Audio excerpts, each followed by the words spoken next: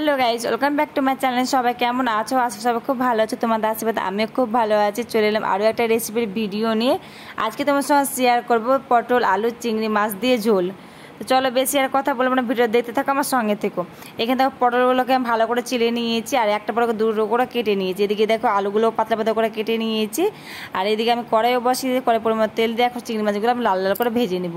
চিংড়ি মাছগুলো আমার লাল লাল করে ভাজা হয়ে গেছে। আর তুলে নিলাম একটা বাটির মধ্যে, ওই তেলের মধ্যে দিলাম পরিমাণ লবণ দিয়ে কাটা রাখা পটলগুলোকে দিয়ে এখন আমি কিন্তু পটলগুলো ঢাকা চাপা দিয়ে লাল লাল করে ভেজে নেব।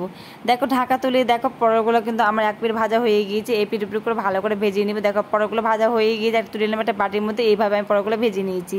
ওই তেলের মধ্যে দিয়ে দিলাম একটা তেজপাতা, একটা শুকনো লঙ্কা, পাঁচ ফোড়ন দিয়ে হালকা করে ভেজে নিলাম ফোড়নটা। তারপর দিয়ে দিলাম কেটে রাখা আলুগুলোকে, পরিমাণ মতো হলুদ গুঁড়ো, পরিমাণ মতো লবণ, আর দিয়ে দিলাম পরিমাণ মতো এখন কাঁচা লঙ্কা গুঁড়ো, এটা কালারের জন্য। আর দিয়ে দিলাম পরিমাণ মতো মশলা। এই দেখো সব কিছু একসঙ্গে ভালো করে এখন মিশিয়ে নেব আমি। দেখো আমার মেশানো হয়ে গেছে। দিয়ে দিলাম পরিমাণ মতো জল।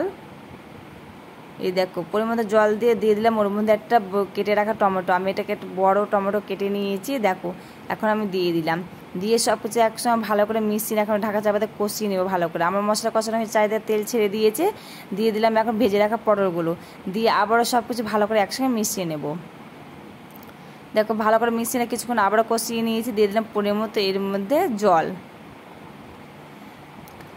দেখো পরিমাণ মতো জল দিয়ে দিলাম আমার, দিয়ে আবার সব কিছু ভালো করে একসঙ্গে মিশিয়ে নিলাম। মিশিয়ে এখন ঢাকা চাপা দিয়ে আমি এটাকে সেদ্ধ হতে দিব। আলু পটল কিন্তু আমার সেদ্ধ হয়ে গেছে। দিয়ে দিলাম ওর মধ্যে ভেজে রাখা মাছগুলো দিয়ে আবারও আমি ঢাকা দিয়ে দিব। দিয়ে আবার ঝোলটাকে ভালো করে ফুটিয়ে নেব। আমার এখানে দেখো ঝোল ভালো করে ফুটে গিয়েছে। ওর মধ্যে এখন আমি দিয়ে দিব গরম মশলা গুঁড়ো। এটা কিন্তু বাইরে তৈরি করে আমাদের গরম মশলা গুঁড়ো। দিয়ে আবার দেখো ভালো করে সব কিছু একসঙ্গে মিশিয়ে নিয়ে এই দেখো ফাইনালি আমার কিন্তু রান্না হয়ে গিয়েছে। একটা বাটির মধ্যে আমি নামিয়ে নিলাম। দেখো কালারটা দেখো কত সুন্দর কালার হয়েছে। আর খেয়ে দেখে মনে হচ্ছে খাবারের ইচ্ছে করছে। ভিডিওটা তোমাদের কেমন লাগলো কমেন্ট করে জানিয়ে, ভালো লাইক কমেন্ট শেয়ার করে দিও, চ্যানেল নতুন চ্যানেলটা সাবস্ক্রাইব করে দিতে, পাশে পেস্ট করে রেখো। তখন তোমরা ভালো থেকো, সুস্থ থেকো। আর কে কে চিংড়ি মাছ খেতে ভালোবাসে আমাকে কমেন্ট করে জানিও। টাটা।